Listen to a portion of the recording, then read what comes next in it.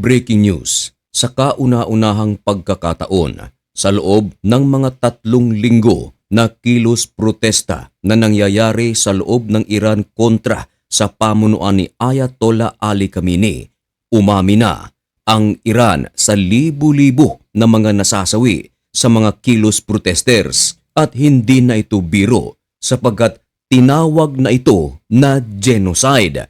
At dahil dito mga kaibigan, nagmando na si President Donald Trump na kinakailangan na ng bagong leader ng Iran.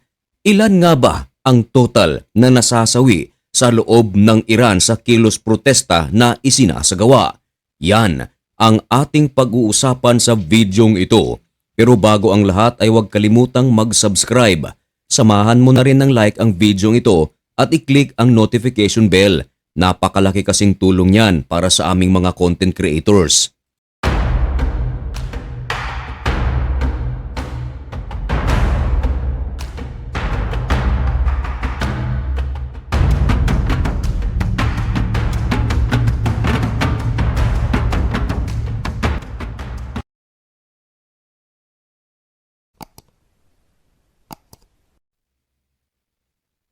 Maligayang pagbabalik mga kaibigan.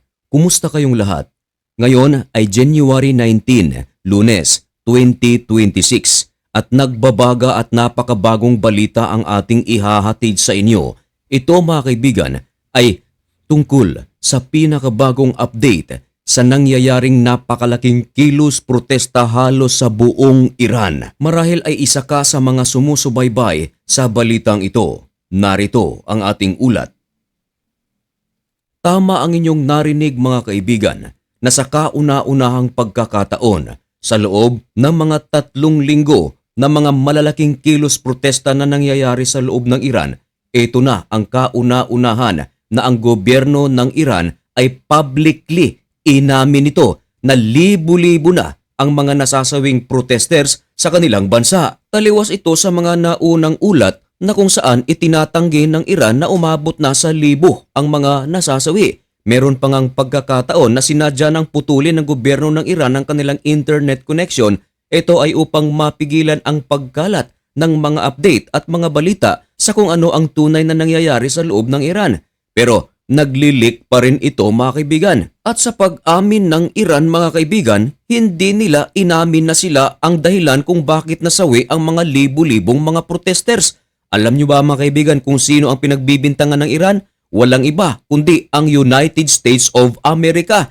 Pinangalanan pa nila. Ito nga raw ay si President Donald Trump. Sa speech ni Ayatollah Ali Khamenei, tinawag niya si President Donald Trump na criminal responsibility. Hindi lang sa mga nasasawi kundi maging sa mga na-damage at mga sugatan. Walang ibang pinagbibintangan si President Donald Trump ang may kagagawa nito ayon kay Ayatollah Ali Khamenei. Hindi binanggit ni Ayatollah Khamenei ang mga puwersa na ginagamit ng IRGC. Merong pagkakataon na gumamit na ng armas ang IRGC laban sa mga protesters na nagsanhi sa pagkasawi ng marami nito. Ayon sa Iran, ang kanilang capital city na Tehran ay pinalilibutan ngayon ng napakaraming mga sibilyan o mga protesters. Mga unarmed sila, wala silang mga armas.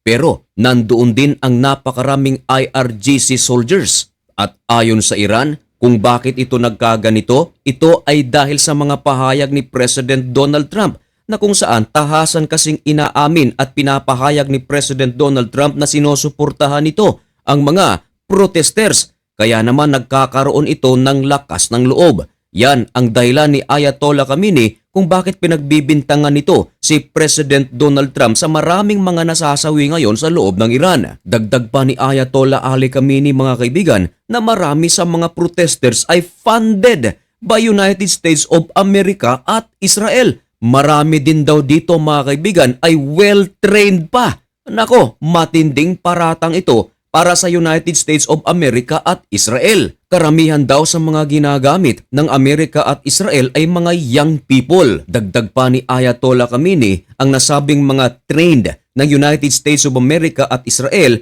ay pinagsisira nito ang power industry facilities ng Iran, maging ang mga moske, maging ang educational institutes, mga bangko, medical facilities at grocery stores. Pero ilan na nga ba ang napaulat ngayon ng mga nasasawi at ilan naman ang mga sugatan? Hulaan nyo mga kaibigan. Ayon naman sa pinakabagong ulat mga kaibigan, umabot na sa 16,500 ang mga nasasawi at maliban pa riyan, nasa 330,000 naman ang mga sugatan. Baka sabihin ng iba na gawa-gawa lang ng usapang banal ang balitang ito. Well, narito ang ating pruweba mga kaibigan. Ibinalita ito ng Iran International. Meron itong headline na nagsasabing, Iran crackdown left 16,500 na mga nasasawi at 330,000 ang mga sugatan. Inaamin ko, wala ako sa Iran. Hindi ko rin alam kung ano ang tunay na nangyayari sa loob ng Iran. Pero tayo ay nakikibalita lamang at kumukuha ng mga information sa mga pinagkakatiwalaang pinagkukunan ng balita internasyonal. Well, baka hindi paniwalaan ng iba ang ating sinasabi sapagkat iisang pruweba lamang ang ating ipinakita. Well, eto pang isa mga kaibigan. Ayon sa ulat ng The Times, Iran report says 16,500 ang mga nasasawi. At mga kaibigan, mas malubha ito sapagkat tinawag pa ito na genocide. Kapag sinabi nating genocide mga kaibigan, ang ibig sabihin nito ay maramihan at isang lahi ang mga pinapaslang. Isa sa mga examples dyan mga kaibigan ay ang nangyari sa mga Hudyo sa panahon ni Hitler long time ago. At sa ating panahon mga kaibigan, sa kaguluhan na nangyayari sa pagitan ng Israel at ng Hamas, sa giyera na nangyayari doon sa Gaza, maraming mga reporters ang nagsasabi, maraming mga tao ang nagsasabi na genocide din daw ang ginagawa ng Israel sa loob ng Gaza. Totoo kaya ito mga kaibigan? At ngayon nga mga kaibigan, sa nangyayari sa loob ng Iran, tinawag din itong genocide ng marami. Lalong-lalo na, ilang linggo pa lamang ang nangyayari at umaabot na ito sa 16,000.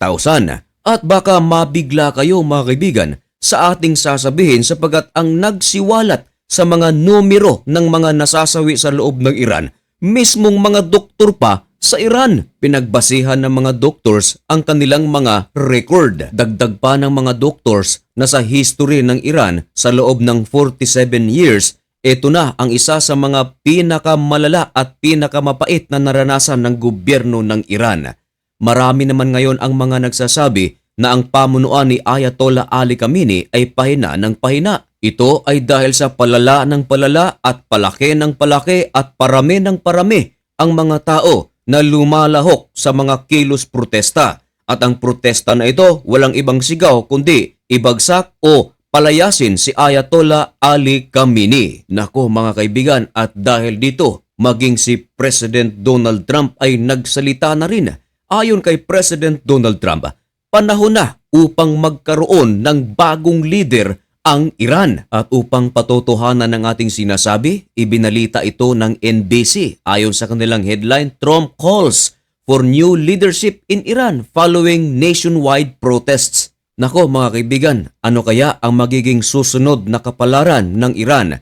Dahil sa halip na humupa na ang kaguluhan na nangyayari sa loob ng Iran ay palakas pa ito ng palakas. Parami ng parami ang mga lumalahok. Ito na kaya mga kaibigan ang katapusan ng Ayatollah regime? O kaya ng mga Iranians na pababain si Ayatollah Ali Khamenei? At isa pang mahalagang tanong, totohanin kaya ni President Donald Trump ang kanyang sinabi na ang kanyang tulong para sa mga protesters ay parating na? Ipaalam ang inyong mga komento at opinyon dyan sa comment section.